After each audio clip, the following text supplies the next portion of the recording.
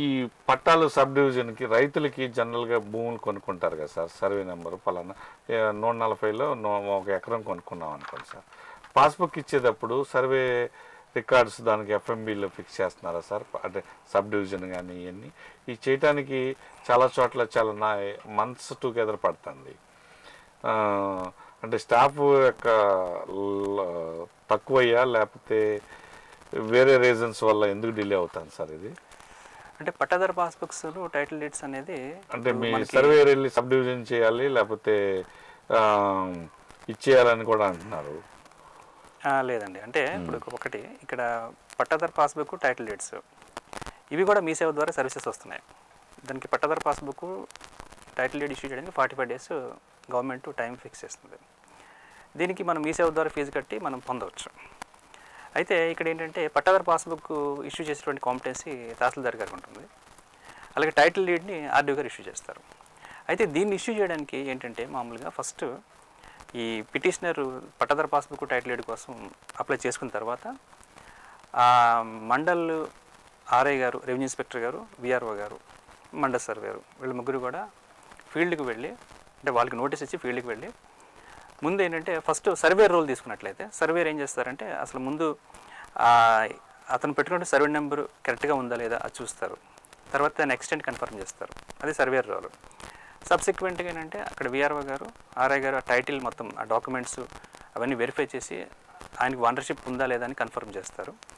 సబ్సిక్వెంట్గా పట్టాదారు passbook issue అవ్వడం, title deed కోసం తహసీల్దార్ గారు సర్టిఫై చేసి ఆర్డీఓ గారు పంపిస్తే ఆర్డీఓ గారు పట్టాదారు పాస్బుక్ ఇష్యూ చేయడం జరుగుతుంది. ఇకపోతే మీరు ఇందాక అన్నారు దాన్ని పట్టా సబ్ డివిజన్ చేయాల్సి ఉంటుందా అని చెప్పేసి అన్నారు. అయితే ప్రస్తుతానికి ఏంటంటే పట్టా సబ్ డివిజన్ కంపల్సరీ ఏం కాదండి. ఒక పట్టాదారు పాస్బుక్ ఇష్యూ చేయడానికి పట్టా సబ్ డివిజన్ ఏం కంపల్సరీ కాదు. అయితే మనకి కర్ణాటకలో చూసినట్లయితే అక్కడ భూమి అనే ఒక ప్రాజెక్ట్ ఉంది. అక్కడ సిస్టమ్ ఎలాగ ఉంటుందంటే ఒక్కొక్క తహసీల్దార్ ఆఫీస్లో ఒక దగ్గర 25 మంది లైసెన్స్ సర్వేర్స్ ఉంటారు. అక్కడ సిస్టమ్ ఎలా ఉంటుందంటే ఒక రిజిస్ట్రేషన్ చేయించుకోవాలంటే దానికి ముందు పట్టా సబ్ డివిజన్ కంపల్సరీ జరిగి ఉండాలి. ఒక పర్సన్ రిజిస్ట్రేషన్ చేయించుకోవాలంటే ముందు తను ఏం చేయాలంటే ఆ తహసీల్దార్ ఆఫీస్కి వెళ్ళి అక్కడ లైసెన్స్ సర్వేర్ ఉంటాడు, ఆయనకి అప్లై చేసుకుంటాడు. అప్లై చేసుకుంటే ఆ లైసెన్స్ సర్వేరు నోటీసులు ఇచ్చి ఆన్ గ్రౌండ్ వచ్చి అక్కడ పట్టా సబ్ డివిజన్ రికార్డ్ తయారు చేసి ఎఫ్ఎంబి సబ్ డివిజన్ స్టేట్మెంట్ తయారు చేసి తను మండల సర్వేర్కి ఇస్తాడు. ఆయన దాన్ని స్క్రూటినీ చేస్తాడు. స్క్రూటినీ చేసిన స్కెచ్ స్టేట్మెంట్ ఇస్తారు, ఆ సబ్ డివిజన్ రికార్డ్ ఇస్తారు. దాన్ని తీసుకుని ఈ పిటిషనరు సబ్ రిజిస్టర్ ఆఫీస్కి వెళ్తాడు. అప్పుడు ఈ సబ్ డివిజన్ జరిగిన తర్వాతే అక్కడ రిజిస్ట్రేషన్ జరుగుతుంది. రిజిస్ట్రేషన్ అయిపోయిన తర్వాత దీన్ని ఆ తహసీల్దార్ ఆఫీస్లో రికార్డ్స్లో ఇన్కార్పొరేషన్ చేయడం జరుగుతుంది. చాలా బాగుంది. అయితే ఈ సిస్టమ్ బాగుందండి. ఈ సిస్టమ్ కూడా మన ఏపీలో కూడా అడాప్ట్ చేయడానికి గవర్నమెంట్ దాని మీద స్టడీ చేస్తుంది. దీని మీద మా డిపార్ట్మెంట్ ఆఫీసర్స్ కూడా కొంతమంది వెళ్ళి కర్ణాటకలో కూడా స్టడీ చేశారు. అది కూడా అడాప్ట్ చేసుకున్నట్లయితే మనకి ఇమ్మీడియట్ మ్యూటేషన్స్, అంటే ఇప్పుడు జనరల్గా ఏం జరుగుతుందంటే ఒక ల్యాండ్ ఒక పర్సన్కి అమ్ముతారు, అదే ల్యాండ్ 2-3 అమ్మే అవకాశాలు కూడా ఉండొచ్చు. అదే కనుక పట్టా సబ్ డివిజన్ జరిగిపోయినట్లయితే అంటే సైమల్టేనియస్గా జరిగిపోయినట్లయితే అది ఆటోమేటిక్ ఇన్కార్పొరేషన్ అయిపోతుంది. కాబట్టి ఇంకెటువంటి అంటే డూప్లికేసీ అవకాశం ఉండదు సార్. ఇప్పుడు మీరు మండలానికి ఒక సర్వేయర్ పోస్ట్ ఇస్తున్నారు. మండలంలో 25 గ్రామాలు 30 గ్రామాలు ఉంటాయి. ఎన్ని అర్జీలు వస్తాయి సార్ యావరేజ్న?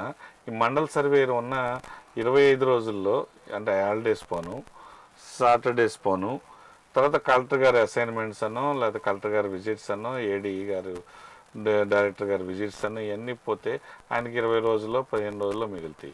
ఈ 15 రోజుల్లో ఈ ఎన్ని మండలాల్లో ఆయన సర్వేకి అటెండ్ అవ్వగలుగుతున్నాడు, సబ్ డివిజన్స్కి అటెండ్ అవ్వలేదు. ఇక్కడే గేమ్ స్టార్ట్ అవుతాను సార్. అంటే గేమ్ స్టార్ట్ అవడం అంటే ఆయన అటెండ్ అవ్వలేకపోతున్నాడు. ఆయన ఎన్ని పనులను చూస్తాడు సార్, అక్కడ చూడలేనప్పుడు వర్క్ పెండింగ్ ఉండిపోతుంది. ఈ కొరిలేషన్గా ఒక డిపార్ట్మెంట్లో ఆయన పెండింగ్ ఉందని ఈయన పెండింగ్ ఉందని ఆయన కొన్ని విషయాల్లో కూడా అలా డిలే అవుతుంది. ఒక ఇష్యూలో 3 నెలల వరకు నేను రాలేనని ఒక సర్వేయరు మన వైజాగ్ జిల్లాలోనే మేము అప్లికేషన్ పెడితే నాకు వర్క్ లోడ్ ఉంది, నేను 3 నెలల వరకు మీ టర్న్ నేను రాలేను అని అన్నాడు. మరి అది ఎంత వాస్తవమో అది మీకే తెలవాలి సార్. అంటే ఈ మధ్యన ఎలక్షన్ డ్యూటీస్లో కొంత సర్వేస్ బిజీగా ఉండనమాట, వాస్తవమే. అందుకని కొంత డిలే అయ్యిండొచ్చండి. అయితే ఇప్పుడు ఒకటి ఏంటంటే ఎఫ్లైన్ పిటిషన్ కనుక పెట్టినట్లయితే దానికి 45 days మనకి టైం ఉందండి, టైం లైన్. 45 daysలో అతను అటెండ్ కావాల్సి ఉంటుంది. అలా పట్టా సబ్ డివిజన్కి అయితే 60 days 60 రోజులు దానికి టైం లైన్ ఉంది. సో ఈ లోపల అతను కంప్లీట్ చేయాల్సి ఉంటుంది. అయితే పిటిషన్స్ ఎక్కువ ఉంటే కనుక అంటే జనరల్ ఇంకోటి ఏంటంటే ప్రతి పిటిషన్ కూడా ఫస్ట్ కమ్ ఫస్ట్ సర్వ్ కింద మేము ఎంటర్ చేస్తాం. ముందు వచ్చిన పిటిషన్ ముందే చేయాలి. అంతేగాని ఫస్ట్ పిటిషన్ స్కిప్ చేసి నెక్స్ట్ పిటిషన్ అటెండ్ కావడానికి లేదు. అలాగా ఏమైనా మా దృష్టికి వస్తే మేము దాని మీద వాళ్ళ మీద యాక్షన్ తీసుకోవడం జరుగుతుంది. కాకపోతే అంటే ఒకవేళ అంటే ఇప్పుడు 30 మనకి మంత్లీ తీసుకున్నట్లయితే అంటే 20 డేస్ వర్కింగ్ డేస్ ఉన్నట్లయితే దాంట్లో అతను సీరియటం చేసుకుంటూ వెళ్తుంటాడు. అయితే మనకి జిల్లాలో చూసినట్లయితే ప్రజెంట్ మొత్తం 43 మండల్స్ ఉన్నాయి. 43 మండల్స్లో మనకి అంటే సర్వేయర్స్ కానివ్వండి, డిప్యూటీ సర్వేయర్స్ కానివ్వండి, అలాగే 9 స్పెషల్ యూనిట్స్ ఉన్నాయి. సో వీటికి మొత్తం సర్వేస్, డిప్యూటీ సర్వేస్ మొత్తం సర్వేస్ సంఖ్య చూసినట్లయితే 72 ఉంది. అంటే మనకి ప్లస్ 24 వేకెన్సీస్ ఉన్నాయి. సో ఈ 24 వేకెన్సీస్ కూడా ఫిలప్ చేయాల్సిన అవసరం ఉందండి. అయితే రీసెంట్గా 1 year బ్యాక్ ఏపీపీఎస్సీ ద్వారా రిక్రూట్మెంట్ చేశారు. జిల్లాకి 12 మందికి రిక్రూట్మెంట్ చేస్తే 9 మంది డిప్యూటీ సర్వేలు జాయిన్ అవ్వడం జరిగింది. అందులో 6 వాళ్ళకి బెటర్ ఆపర్చునిటీస్ రావడం, వాళ్ళు రిజైన్ చేసి వెళ్ళిపోవడం జరిగింది. ప్రెజెంట్ అయితే 3 సర్వేయర్స్, డిప్యూటీ సర్వేస్ అందులో ఆ బ్యాచ్లో ఉన్నారు. రిమైనింగ్ ఈ మనకి 24 వేకెన్సీస్ ఉన్నాయి. ఇవి మనం కమిషనర్ గారికి నోటిఫై చేశాము. నిన్న కమిషనర్ గారు డిప్యూటీ సీఎం గారి వీడియో కాన్ఫరెన్స్ కూడా చెప్పడం జరిగింది ఏంటంటే స్టేట్ వైడ్గా 135 డిప్యూటీ సర్వే వేకెన్సీ ఫిలప్ చేయమని ఏపీపీఎస్సీకి పంపించడం జరిగింది.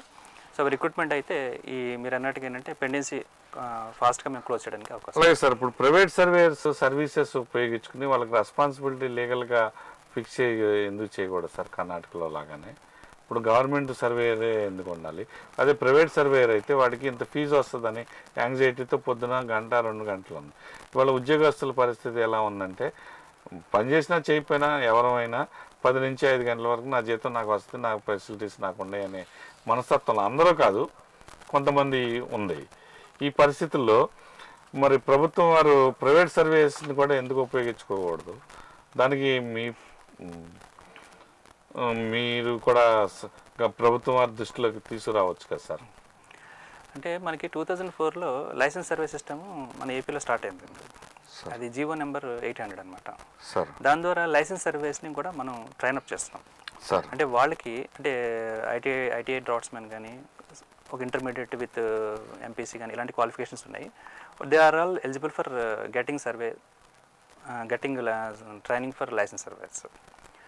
అయితే వీళ్ళు ఏంటంటే వీళ్ళకి మనం అక్కడ హైదరాబాద్లో గచ్చిబౌలిలో యాలిమ్ అని ఉంది, అంటే AP academy of land information and management. అంటే ఒకప్పుడు ఏపీఎస్టీ అనేవారు, సర్వే ట్రైనింగ్ అకాడమీ, ప్రజెంట్ యాలిమ్ అంటారు. దీంట్లో వీళ్ళకి 42 డేస్ ట్రైనింగ్ ఇస్తారు, సర్వే ట్రైనింగ్. ఈ ట్రైనింగ్ కంప్లీట్ అయిన తర్వాత వాళ్ళకి థియరీలోను అలాగే ప్రాక్టికల్ అలా ప్లాటింగ్ ఈ 3 టెస్టులు కండక్ట్ చేస్తారు. అందులో పాస్ అయిన తర్వాత వాళ్ళకి మళ్ళీ అగైన్ 42 డేస్ మనకి ప్రాక్టికల్ ట్రైనింగ్ ఇస్తాము వాళ్ళకి. అందులో కూడా వాళ్ళు సక్సెస్ఫుల్ కంప్లీట్ అయిన తర్వాత వాళ్ళకి అసెస్మెంట్ టెస్ట్ అనేది ఒక అసెస్మెంట్ టెస్ట్ కమిటీ ఉంటుందన్నమాట. దాంట్లో ఏంటంటే వైస్ ప్రిన్సిపాల్ గారు, ఆర్డీడీ గారు, అసిస్టెంట్ డైరెక్టర్ గారు వీళ్ళందరూ కూర్చొని ఆ కమిటీలో వాళ్ళ నాలెడ్జ్ని టెస్ట్ చేస్తారు. వాళ్ళు కనుక ఆ టెస్ట్లో పాస్ అయినట్లయితే వాళ్ళకి లైసెన్షిప్కి రికమెండ్ చేస్తాం. ఆ లైసెన్షిప్ అనేది కమిషనర్ గారు ఇష్యూ చేస్తారు, కమిషనర్ సర్వీస్ సెటిల్మెంట్ వారు ఇష్యూ చేస్తారు. ఆ లైసెన్షిప్ వీళ్ళకి 3 years వరకు వ్యాలిడిటీ ఉంటుందన్నమాట. అతను ఒక లైసెన్స్ సర్వేయరు ఒక లైసెన్స్ పొందినట్లయితే అతను ఆ జిల్లాలో డిఫరెంట్ వర్క్స్ అతను అటెండ్ కావచ్చు, యాజ్ ప్రైవేట్ సర్వేయర్ అటెండ్ కావచ్చు. అయితే దీనికి ఏంటంటే వీళ్ళకి ఎఫ్లైన్ పిటిషన్కి 500 రూపీస్ నుంచి ఫీజు వీళ్ళకి రెమ్యునరేషన్ స్టార్ట్ అవుతుంది. అంటే అది పిటిషనర్ బేర్ చేస్తాడు. అలాగే పట్టా సభ్యులు ఉందనుకోండి, దానికి 600 రూపీస్ నుంచి వాళ్ళకి రెమ్యునరేషన్ స్టార్ట్ అవుతుంది. ఇది కూడా పిటిషనర్ బేర్ చేస్తాడు. అయితే కమిషనర్ గారు కూడా ఏమి ఇన్స్ట్రక్షన్ ఇచ్చారంటే ఈ లైసెన్స్ సర్వీస్ని మీరు ఒక తహసీల్దార్ ఆఫీస్లో ఎక్సెస్ పిటిషన్స్ ఉన్నట్లయితే మీరు అక్కడికి వెళ్ళి తహసీల్దార్ గారు రిక్వెస్ట్ చేసి ఆ పిటిషన్స్ మీరు తీసుకుని పిటిషనర్తో మాట్లాడి ఆ అడిషనల్ ఫీజు అతను పే చేసినట్లయితే మీరు అటెండ్ కమ్మని చెప్పేసి కమిషనర్ గారు సర్క్యులర్స్ ఇవ్వడం జరిగింది. ఇది ఫెసిలిటీ ఉందని జనరల్గా నాకే తెలియదు సార్. నేను ఇంత ఇది చదువుకుని ఇన్ని చేసినాన్ని దీన్ని కూడా మా ప్రేక్షకుల దృష్టికి మేము కూడా ఈ ఇష్యూని తీసుకెళ్తాము సార్. ఇప్పుడు ఈ భూమి కొనుక్కున్న వ్యక్తులకి లేకపోతే ల్యాండ్ కానీ ఏం జాగ్రత్తలు తీసుకోవాలి? యాజ్ ఏడీ సర్వేయర్గా ఇన్కార్పొరేషన్ ఎలా చేసుకోవాలి? ఈ ఆస్తిని కాపాడుకుంటాకి, ఈ సర్వేరాలను కాపాడుకుంటాకి, ఆ భావితరాల కోసం వీటి గురించి మీరు మా ప్రేక్షకులను ఎడ్యుకేట్ చేస్తే బాగుంటుంది. ఇప్పుడు ఏంటంటే రిజిస్ట్రేషన్ ఆఫీస్లో రిజిస్టర్ అయిపోతే డాక్యుమెంట్ తీసుకెళ్ళి ఏ లాకర్లో పెట్టేసుకుంటే మనం భూమి కొనేసామని భావన చాలామందిలో ఉంది. కానీ అది డేటా ఇన్కార్పొరేషన్ చేసుకోవాలి, ముటేషన్ అవ్వాలి అనేది చాలామందికి తెలియదు సార్. అంటే చదువుకున్న వాళ్ళకి కానీ ఉద్యోగస్తులకు కూడా అంటే తొందర పనుల్లో కానీ ఆ డాక్యుమెంట్ రిజిస్టర్ చేస్తే చదవడం తప్పులు ఉన్నాయో లేవో అదే దాని మీద మా ప్రేక్షకులకు కొంచెం ఎడ్యుకేట్ చేస్తారని. ఇది చాలా మంచి పాయింట్ అండి. యాక్చువల్గా ఇది ప్రజల్లో కూడా ఈ అవేర్నెస్ రావాల్సిన అవసరం చాలా ఉంది. ఇప్పుడు ఇందాక మీరు అన్నట్లుగా ఏంటంటే ఎవరో ఒక రైతు ఉంటాడు, ఆయన ఒక 5 ఎకరాలు కొనుక్కుంటాడు, డాక్యుమెంటేషన్ చేయించుకుంటాడు, డాక్యుమెంట్స్ రిజిస్టర్ చేయించుకుంటాడు. చేయించుకున్న తర్వాత తను ఏమనుకుంటాడంటే ఆ ల్యాండ్ తనకు ట్రాన్స్ఫర్ అయిపోయింది, ఓనర్షిప్ ట్రాన్స్ఫర్ అయిపోయింది, మొత్తం నిశ్చింతగా నేను ఉండొచ్చు అని అనుకుంటాడు. కానీ అది కరెక్ట్ కాదు. ఒక ల్యాండ్ కొనుక్కున్న తర్వాత, ఒక ల్యాండ్ ట్రాన్స్ఫర్ జరిగిన తర్వాత రిజిస్ట్రేషన్ చేయించుకుంటున్నారు. దాన్ని మనం ఏం చేయాలంటే పట్టా సబ్డివిజన్ అటువంటి ఒక సర్వీసెస్ ఉన్నాయి మనం డిపార్ట్మెంట్ ద్వారా ఇచ్చే సర్వీసెస్. దానికి 200 రూపాయల ఫీజు మీ సేవలో కడితే పట్టా సబ్డివిజన్ పిటిషన్ మేము టేకప్ చేస్తాం. అయితే ఇందులో భాగంగా ఏం చేస్తామంటే ఫస్ట్ ఎవరైతే అంటే దీనికి టైం లైన్ 60 డేస్ ఉందండి, 60 రోజుల్లో సర్వేర్ దీన్ని కంప్లీట్ చేయాల్సి ఉంటుంది. అయితే ఇందులో ఏం చేస్తామంటే ఫస్ట్ పట్టా సబ్డివిజన్ ప్రాసెస్లో ఫస్ట్ తహసీల్దార్ గారు కానీ లేదా డిప్యూటీ తహసీల్దార్ గారు కానీ ఫస్ట్ వెళ్ళి ఏం చేయాలంటే ఆ టైటిల్ కన్ఫర్మ్ చేయాలి. అంటే ల్యాండ్ ఎవరైతే అమ్ముతున్నారో అది తనకి ఓనర్షిప్ ఉందా లేదా, టైటిల్ ఉందా లేదా, అది ముందు కన్ఫర్మ్ చేస్తారు. కన్ఫర్మ్ చేసిన తర్వాత మండల సర్వేర్ గారికి ఆయన ఆర్డర్ ఇస్తారు, మీరు పట్టా సబ్డివిజన్ టేకప్ చేయమని. అప్పుడు సర్వేర్ ఏం చేస్తారంటే వాళ్ళకి నోటీసులు ఇచ్చి, అంటే ఎవరైతే అమ్మారో ఎవరైతే కొనుక్కున్నారో ఆ చుట్టుపక్కల ఎవరైతే ఎఫెక్ట్ అవుతున్నారో వాళ్ళందరికీ నోటీసులు ఇష్యూ చేస్తారు. నోటీసులు ఇష్యూ చేసిన తర్వాత వాళ్ళందరి సమక్షంలో విఆర్ఓ గారు, విఆర్ఐ, సర్వేర్ అంతా వెళ్తారు. వెళ్ళి వాళ్ళందరి సమక్షంలో అక్కడ సర్వే చేసి పట్టా సబ్డివిజన్ రికార్డ్ తయారు చేస్తారు. తయారు చేసి సబ్డివిజన్ స్టేట్మెంట్ కూడా తయారు చేస్తారు. సబ్డివిజన్ స్టేట్మెంట్లో వాళ్ళందరి సంతకాలు కూడా తీసుకోవడం జరుగుతుంది. ఇంటర్న్ దీన్ని స్క్రూటినీ నిమిత్తం ఆర్డీఓ ఆఫీస్లో డిప్యూటీ ఇన్స్పెక్టర్ ఆఫ్ సర్వే ఒక ఆయన ఉంటారు, ఆయనకి పంపిస్తారు. పంపిస్తే ఆయన దగ్గర ఒక ఎల్ఆర్డి అంటే ల్యాండ్ రికార్డ్స్ డాట్స్మెన్ ఒక ఆయన ఉంటారు. ఆయన ఏం చేస్తారంటే మొత్తం ఈ స్కెచ్, ఈ సబ్డివిజన్ స్టేట్మెంట్ అన్నీ కూడా యాజ్ పర్ రూల్ చేస్తారు లేదా, డీవియేషన్స్ ఉన్నా లేదా, ఎవ్రీథింగ్ మొత్తం చెక్ చేసి స్క్రూటినీ చేసి ఆయన సర్టిఫై చేస్తారు. దాన్ని డిప్యూటీ ఇన్స్పెక్టర్ గారు ఆమోదించి మళ్ళీ ఇంటర్న్ సర్వేర్గా పంపిస్తారు. అప్పుడు దాన్ని ఏం చేస్తామంటే అక్కడ విలేజ్ అకౌంట్స్, మండల్ అకౌంట్స్, అంటే విలేజ్లో ఎఫ్ఎంబి ఉంటుంది, విలేజ్లో అక్కడ ఫెయిర్ అడంగల్ ఉంటుంది, విలేజ్లో అడంగల్ ఉంటుంది, వాటిలో ఈ మార్పులు నమోదు చేస్తారు. అలాగే అట్ ద సేమ్ టైం మళ్ళీ మండల్ ఆఫీస్లో అక్కడ కూడా ఎఫ్ఎంబి ఉంటుంది, అక్కడ కూడా ఫెయిర్ అడంగల్ ఉంటుంది, వాటిలో కూడా మార్పులు చేస్తారు. అలాగే ఏంటంటే దీంతోపాటు సైమిల్టేనియస్గా అంటే 780 రిజిస్టర్స్ అని ఉంటాయి, వాటిలో కూడా ఏంటంటే ఇవి ఇన్కార్పొరేషన్ చేస్తారన్నమాట, అంటే చేంజెస్. అప్పుడు దీనికి ఫైనల్గా ఆ పిటిషనర్కి ఒక రిపోర్ట్ అంటే ఫైనల్గా మనం ఈ మొత్తం ఇన్కార్పొరేషన్ జరిగినట్లుగా ఆయనకి మనం తెలియజేస్తాం. సార్ ఈ నిజంగా జరుగుతున్నాయి సార్ ఈ ప్రాసెస్ మీ ఏడీ గారి ఏరియాలో ఈ సబ్ డివిజన్స్ ఎన్ని జరిగినాయి సార్? 20 ఈ 42 మండలాల్లో ఎన్ని పిటిషన్స్ ఈ ప్రాసెస్లో ఇయర్కి డిస్పోజ్ అవుతాయి అని ఎప్పుడన్నా పరిశీలించారా సార్? అంటే నేను వేరే క్వశ్చన్ మిమ్మల్ని బ్లేమ్ చేయటం కాదు సార్, ఏమవుతుందంటే ఈ ప్రాసెస్కి ప్రజలు విసిగిపోయి మీ దగ్గర సబ్ డివిజన్కే రావట్లేదు, చాలామంది భూములు కొనుక్కుని డాక్యుమెంట్స్ లోపల వేసుకుంటున్నారు. అంటే దీన్ని మనం అంటే నేను బ్లేమ్ చేయడం కాదు సార్, దీన్ని హౌ టు ప్రజలకి ఎలా ఉపయోగపడే విధంగా ఈ సబ్ డివిజన్ వ్యవస్థని మినిమైజ్ చేస్తూ ఇప్పుడు టెక్నాలజీ వచ్చింది, ఎంఆర్ఓ గారు ఆ విలేజ్ రెవెన్యూ ఆఫీస్లోను, ఎంఆర్ఓ ఆఫీస్లోను, ఆర్డీఓ ఆఫీస్లోను, ఏడీ ఆఫీస్లోను కంప్యూటర్ సిస్టమ్ పెట్టుకుంటే నెట్ ద్వారా కానీ అక్కడ సబ్ డివిజన్ కరెక్షన్ చేస్తే అదే డిస్ప్లే ఎంఆర్ఓ ఆఫీస్లోను, ఆర్డీఓ ఆఫీస్లోను, ఏడీ ఆఫీస్లోను లేదా స్టేట్ హెడ్ క్వార్టర్స్లోను రిఫ్లెక్ట్ అయితే అందరూ ఒకే రోజు ఏ టైంలో ఏది రికార్డు రిఫ్లెక్ట్ అయింది మీరు చూడొచ్చు, డిజిటల్లో అందరూ చూడొచ్చు, అందరూ ఓకే చేయొచ్చు, లేకపోతే కొరిలే వేయచ్చు. అటువంటి సిస్టమ్ పెట్టకుండా మాన్యువల్గా సర్వే చేసి నోటీస్ ఇచ్చి ఈయన టైంకి ఆయన నుండి, ఆయన ఉన్న తర్వాత ఎంఆర్ఓ గారు ఉండి, ఎంఆర్ఓ గారు ఈ సర్వేయర్ ఉండి, ఇట్లా చాలా ఆయన కేసులు చాలా ఇబ్బంది పడుతున్నారు మాత్రం వాస్తవం సార్.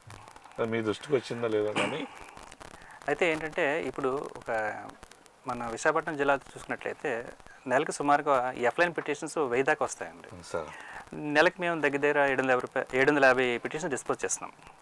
అయితే ఈ పట్టా సబ్ డివిజన్ పిటిషన్కి వచ్చేసరికి చాలా తక్కువ వస్తుంటాయి. సో తక్కువ ఇప్పుడు ఒకటి ఏంటంటే పట్టా సబ్ డివిజన్ పిటిషను అతను విల్లింగ్నెస్ ఇవ్వాలి, ఎవరైతే పిటిషనర్ ఉన్నాడో అతను విల్ అవ్వాలి.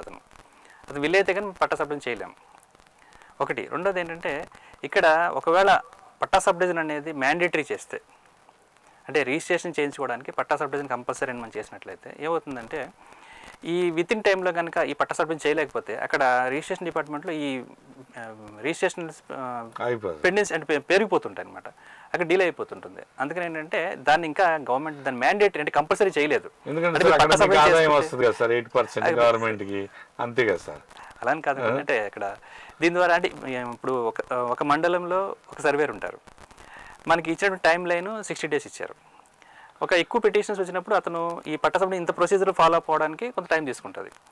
ఈ టైం వరకు అతను పిటిషనర్ వెయిట్ చేయలేడు రిజిస్ట్రేషన్ డిపార్ట్మెంట్ దగ్గర. అక్కడ రిజిస్ట్రేషన్ ఈ ట్రాన్సాక్షన్స్ని పెండెన్సీ పెరిగిపోతుంటాయి, గవర్నమెంట్కి రెవెన్యూ కూడా కొంత లేట్ అవుతుంటుంది అనమాట. కాబట్టి గవర్నమెంట్ ఇంకా దాన్ని కంపల్సరీ చేయలేదు. కాకపోతే ఏంటంటే ఇప్పుడు దాన్ని మనం కోపప్ చేసుకోవాలంటే సర్వేస్ని ఒక్కొక్క మండలంలో ఒక 3 సర్వేలైనా మనం రిక్రూట్ చేసి ఆయన సఫిషియెంట్ మనకి ఈటీఎస్లు కానీ లేకపోతే జీపీఎస్లు అనేటువంటి మోడర్న్ టెక్నాలజీ మనం అందజేసి దాన్ని మనం కంపల్సరీ చేసుకున్నా కూడా సర్వేస్ చేయగలిగేటువంటి పొజిషన్లోనే ఉంటారని నేను భావిస్తున్నాను. అదే సార్, అప్పుడు ఇక్కడ ప్రైవేట్ సర్వీసెస్ కూడా ఉపయోగించుకోవచ్చు అంటే కర్ణాటకలో భూమిలాగా ఉపయోగించుకోవచ్చు. మరి అది గవర్నమెంట్ ఇంకా అది దాని మీద స్టడీ చేస్తుంది, అది అడాప్ట్ చేసుకుంటే మనకు కూడా అక్కడ సార్. గవర్నమెంట్ ల్యాండ్ ప్రొటెక్షన్లో మీ డిపార్ట్మెంట్ రోల్ ఏమన్నా ఉందా సార్? అవునండి. ఇప్పుడు మనకి ఏంటంటే ఇప్పుడు విశాఖపట్నం జిల్లాలో ఇది ఇప్పుడు ప్రజెంట్ ఇప్పుడు కొత్త స్టేట్లో ఇది most important and valuable district ఇది. ఇక్కడ ల్యాండ్స్ కూడా హై వాల్యూస్ ఉండడం, ఇక్కడ ఏంటంటే గవర్నమెంట్ ల్యాండ్స్ ఎంక్రోచ్మెంట్స్ లాంటివి జరుగుతుంటాయి. కాబట్టి ఏంటంటే గవర్నమెంట్ ల్యాండ్స్ని ప్రొటెక్ట్ చేసినట్టు బాధ్యత ఉంది. కాబట్టి గవర్నమెంట్ కూడా ఇది చాలా టాప్ రేట్కి తీసుకుంది, కలెక్టర్ గారు, జాయింట్ కలెక్టర్ గారు. అలాగే మేము కూడా దీని మీద స్పెషల్ డ్రైవ్ తీసుకుని గవర్నమెంట్ ల్యాండ్స్ అన్నీ కూడా మేము ప్రొటెక్ట్ చేస్తున్నాం. ప్రస్తుతానికి ఈ 10 అర్బన్ మండల్స్లో సుమారుగా 970 ఎకరాలు ఈ గవర్నమెంట్ ల్యాండ్స్ మనం ఐడెంటిఫై చేసాము. వాటికి కాంపౌండ్ వాల్స్ కానీ లేకపోతే బార్బెడ్ ఫెన్సింగ్స్ కానీ లేకపోతే పోల్స్ కానీ వేసాము, వాటికి బోర్డ్స్ పెట్టించాము. అలాగే ప్రతి పిల్లర్కి అంటే స్టోన్కి ప్రతి స్టోన్కి కూడా వీటికి మనం జీపీఎస్తో కోఆర్డినేట్స్ తీసుకున్నాం. అంటే ఒకవేళ స్టోన్ మళ్ళీ వాళ్ళు మార్చకుండా చేయకుండా దానికి జీపీఎస్తో కోఆర్డినేట్స్ లాటిట్యూడ్ లాంగిట్యూడ్ ఫిక్స్ చేసి ఇవన్నీ కూడా ఒక ల్యాండ్ మెమోయర్స్ స్కెచ్లు తయారు చేసాము. ఇవన్నీ ఒక రిజిస్టర్లో అన్నీ ఎంటర్ చేసి ఈ గవర్నమెంట్ ల్యాండ్స్ కూడా మేము ప్రొటెక్ట్ చేస్తున్నాము. కానీ విశాఖపట్నం జిల్లాలో special deputy collector land protection అని ఒక పోస్ట్ కూడా ఉంటుందండి. ఆయన ఒక డిప్యూటీ కలెక్టర్ కేటర్లో ఉంటారు. ఆయన కూడా ప్రత్యేకించి ఈ గవర్నమెంట్ ల్యాండ్స్ ప్రొటెక్షన్, ఎంక్రోచ్మెంట్స్ ఉంటే వాటి మీద యాక్షన్ తీసుకోవడానికి చేస్తుంటారు. ఎంక్రోచ్మెంట్ పరంగా మేము వెంటనే బుక్ చేస్తాము. దాన్ని ఎవిక్షన్ చేసేటువంటి బాధ్యత రెవెన్యూ డిపార్ట్మెంట్కి ఉంటుంది. రెవెన్యూ డిపార్ట్మెంట్ కూడా వెంటనే ఇంటర్ఫియర్ అయ్యి ఈ గవర్నమెంట్ ల్యాండ్స్ ఎంక్రోచ్మెంట్ జరిగితే ఎవిక్షన్ కూడా చేయిస్తుంది.